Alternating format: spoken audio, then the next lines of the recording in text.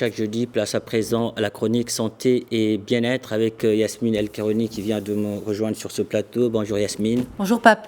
Alors, actualité oblige, nous allons parler aujourd'hui de l'importance de l'aide, de l'assistance psychologique aujourd'hui pour ces sinistrés après le séisme. Absolument, Pape, parfaitement. Je voudrais rebondir justement sur ce que l'on vient d'entendre à l'instant dans le reportage sur le terrain. Ce monsieur qui disait « je veux oublier ». Et ça sera ça ma première question à vous, Ibtissam Benjelloun. Vous êtes psychologue, vous êtes en direct avec nous de Casablanca. Est-ce que c'est une réaction saine de vouloir oublier? Est-ce que c'est normal de vouloir oublier ce qui s'est passé? Bonjour Yasmine. Alors oui, c'est normal de vouloir oublier, mais ce n'est pas possible d'oublier. On ne peut pas, c'est pas quelque chose qu'on peut faire. On peut essayer d'essayer d'atténuer, on peut essayer d'atténuer les émotions, mais oublier ça jamais. Et tant mieux parce que c'est un choc du coup. Pardon, allez-y. Donc, tant mieux, vous dites. Tant mieux, parce que oublier, ça voudrait dire qu'on serait dans le déni. Et être dans le déni, ça, c'est juste reporter après le choc post-traumatique, parce que le risque, justement, si on fait semblant non, mais si on veut oublier, ça va revenir en boomerang et avec un effet beaucoup plus important. Et Ibtissam Benjelloun, la personne interviewée disait qu'elle ne voulait plus en parler. Comment l'aider aujourd'hui à en parler, à parler de ce séisme? Alors, c'était une question justement qui n'arrivait pas. Je vais rebondir sur ce que vous dites à l'instant, parce que dans un autre entretien que j'ai diffusé à la radio, Ibtissam, corrigez-moi si je me trompe, la psychologue disait il faut arriver aujourd'hui à ramener les gens à l'ici et maintenant. Il faut arrêter de remuer ça. Exactement. Voilà. Alors, mais en même temps, on se dit est-ce qu'il faut exorciser cette douleur? Est-ce que c'est important de l'exorciser? On ne peut pas être dans l'ici et maintenant si on ne prend pas le temps de verbaliser, d'encourager les gens à décrire leurs émotions, à parler de ce qu'ils ont ressenti. On ne peut pas les forcer, évidemment, pour répondre à votre journaliste. Mais on ne peut pas... il faut les encourager à parler, à décrire ce qu'ils ont ressenti. Et progressivement, on va les ramener dans le temps dans le temps chronologique de l'ici et maintenant. Mais ça ne peut pas se faire sans parler, sans décrire ce qu'ils ressentent, toutes les émotions. Mais quand vous dites décrire, c'est-à-dire décrire une seule fois, pourquoi? Je vous pose la question. Parce que nous avons beaucoup de personnes, par exemple, d'aide humanitaire sur le terrain, de bénévoles, d'associations. Est-ce qu'à chaque fois qu'un groupe arrive sur place, ce groupe doit poser la question, qu'est-ce qui s'est passé? Racontez-nous ce qui s'est passé. Ou bien, on sait que, par exemple, là, nous sommes jeudi, ça s'est passé vendredi, ça fait pratiquement une semaine. Ces gens ont parlé, ont extériorisé ce qui s'est passé, ont raconté ce qui s'est passé. Donc, stop, on arrête de leur poser la question. Est-ce qu'il faut arrêter maintenant? En fait, il faut laisser les gens parler et les laisser vous dire ce qu'ils ont envie de vous dire. S'ils ont envie encore de répéter, parce que ça, c'est leur manière un peu de sortir leurs émotions, de le redire, pourquoi pas. Mais il faut juste aller avec des questions ouvertes et dire comment ça va, alors comment vous vous portez aujourd'hui, comment ça va par rapport à hier, qu'est-ce que vous avez fait, qu'est-ce que vous comptez faire, les remettre un petit peu dans le moment présent. Leur parler de leurs enfants, leur parler de leurs bobos, mais les laisser eux parler. En réalité, en fait, ce qu'il faut retenir, c'est laisser parler. Ne pas juger, ne pas critiquer, ne pas essayer de diminuer leur ressenti, ne pas leur dire juste dès que les phrases qu'on dit d'habitude, oui, mais ça va aller, regarde, les comparer avec le voisin ou l'autre personne. Écouter la souffrance, les aider à l'accepter, ne pas la juger et prendre le temps de les laisser parler. Et plus ils parlent, et plus l'émotion diminue, et plus ça diminue, et plus ils peuvent s'ancrer dans le présent. Alors, une autre question, par rapport aux personnes qui n'arrivent pas à parler, qui n'ont pas envie de parler, est-ce qu'il faut respecter ou il faut les accompagner, il faut les aider à sortir ces émotions? Alors, il faut les aider, mais effectivement, il y a deux cas. Il y a ceux qui sont dans des débordements émotionnels intenses, et là, il faut les aider à recadrer leurs émotions, et ceux qui sont par contre sans manifestation émotionnelle, et c'est ceux-là qui sont le plus critiques, parce que ils sont complètement détachés de leurs émotions, ils ressentent plus. Donc, il faut aller les voir, les aider à parler, ne serait-ce qu'en disant donne-moi la main, serre-moi la main si tu m'écoutes. Dis-moi si ça va, juste en touchant la main, et plus on va créer un contact comme ça de réponse non verbale, et plus on va le faire progressivement parler.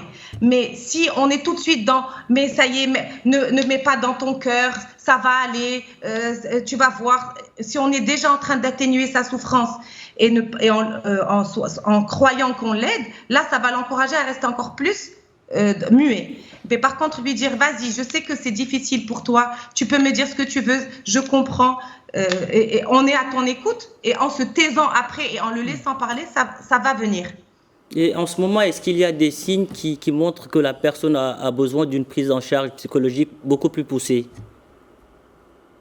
Alors les signes, en tout cas, quand on est dans les stress post-traumatiques, le risque c'est de tomber dans les syndromes de stress post-traumatique, à savoir tout ce qui est les réviviscences, la remémorisation en flashback qui revient, la difficulté de se concentrer, de mémoriser, de raisonner, d'avoir des pensées, et on peut même commencer à avoir des attitudes d'agressivité, de repli sur soi. Ça, c'est les syndromes post-traumatiques dans lesquels on peut tomber progressivement avec le temps si on ne sait pas sortir ses émotions.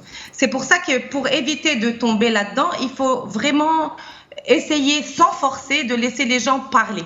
Mais oui, il y a beaucoup de syndromes post-traumatiques qu'on pourrait voir et qui pourraient être très importants et majeurs et qui peuvent conduire à un état après qui va être de l'ordre du trouble. Parce qu'aujourd'hui, on est en train de parler de l'importance de reconstruire. On parle bien évidemment de reconstruire des murs, mais il ne faut pas qu'on oublie de reconstruire les âmes également.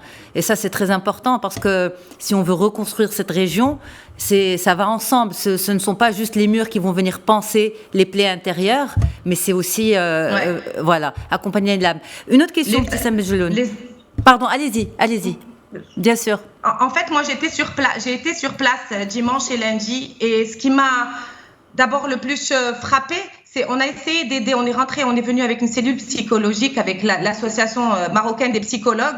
On voulait aider, mais on s'est rendu compte que les enfants étaient assez oubliés dans tout ça. Parce qu'on faisait parler les adultes étaient en train d'enterrer les morts ou étaient en train de déterrer les morts ou de surveiller ou de sortir leurs objets de leur maison, mais les enfants étaient en train de errer dans ces couloirs, en train d'entendre des choses énormes, et personne ne prenait le temps de leur expliquer, de leur parler et de laisser parler de leurs émotions. Et justement, ce qu'on a fait avec l'association marocaine des psychologues, c'est qu'on a créé des ateliers de jeux. Et on a essayé de les faire parler à travers des jeux, du dessin, et ça leur a fait beaucoup de bien. On a retrouvé un léger sourire dans le visage de ces enfants-là, là où les parents qui sont pris dans l'urgence n'ont pas le temps de prendre en charge leurs enfants. Donc si on peut demander quelque chose aux aides humanitaires qui vont là-bas, n'oubliez pas les enfants. Si on peut demander aux gens qui sont en train d'aider aujourd'hui, s'il vous plaît, n'oubliez pas d'envoyer dans les camions des jouets, des feutres, des feuilles, des stylos, des cordes à des ballons, quelque chose pour occuper ces enfants-là, pour qu'ils ne soient plus spectateurs de ce drame. Il faut qu'ils agissent. Et ce que je voulais dire, et ce qui est important pour sortir les gens de la sidération, c'est les rendre actifs. Il faut qu'ils soient acteurs de ce qui se passe autour d'eux. Donc, ne pas les laisser assis à regarder à ce qu'on leur donne des denrées alimentaires et eux, ils font rien. Non, pour les aider, il faut qu'ils deviennent acteurs. Venez nous aider, venez distribuer avec nous, les encourager à construire leur tente eux-mêmes. Et plus ils vont être dans l'action et plus ils vont sortir de la sidération de l'événement traumatique, et moins les risques de tomber dans un syndrome de stress post-traumatique devient important. Ok, parfait. Merci beaucoup pour ces précisions. Alors justement, une autre question, on dit que les réactions des enfants sont calquées sur ceux des adultes. Est-ce que c'est vrai? Oui, clairement.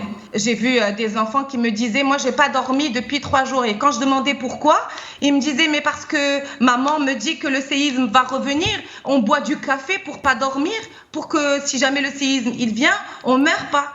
Et justement, il fallait ce qu'on pourrait faire aussi sur place, c'est d'expliquer aux enfants et aux adultes ce que c'est qu'un séisme, clairement. Oui, un séisme, il peut revenir, mais il revient avec des secousses moins importantes, c'est ce qu'on a vu notamment ce matin, moins importantes, donc moins dramatiques. Donc, il n'y a pas autant de risques que la première fois. Et donc, ils peuvent dormir tranquilles. C'est ça, il faut rassurer ces enfants. Mais quand ils écoutent les parents, Ils écoutent les parents en train de dire on boit pas, on va se relayer pour ne pas dormir, comme ça chacun se réveille.